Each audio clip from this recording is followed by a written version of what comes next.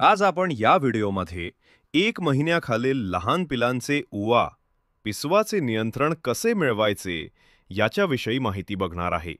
आपण मोठ्या शेळ्यांना बुटॉक्स किंवा टॅक्टिक अशा प्रकारची जी औषध देतो ती लहान पिलांना दिली तर त्याच्यामुळे काय होतं की लहान पिलांना विषबाधा होऊ शकते. तर अशा वेळेस आपण लहान पिल्लांचे पिसाच नियंत्रण कसं मिळवायचं, तर त्यांना रामबाण म्हणून जी पावडर तुम्हाला दिसते तर ती पावडर आपण लहान पिल्लांच्या अंगावरून चोळून घ्यायची. ही पावडर आयुर्वेदिक आहे, यामुळे विषबाधा वगैरे काहीच होत नाही.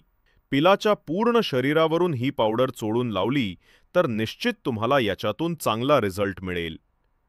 ही पावडर आपण किती वेळा चोळून घ्यायची? तुमच्याकडे उवा पिसवाचा प्रॉब्लेम जास्त प्रमाणात असेल तर तुम्ही प्रत्येक आठवड्यातून एकदा ही पावडर चोळून घेऊ शकता.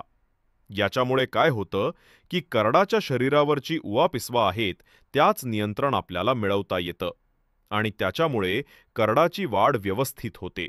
पिलांना उवा पिसवाचा जास्त अटॅक झाला तर ते रक्त पितात आणि करडाची वाढ होत नाही.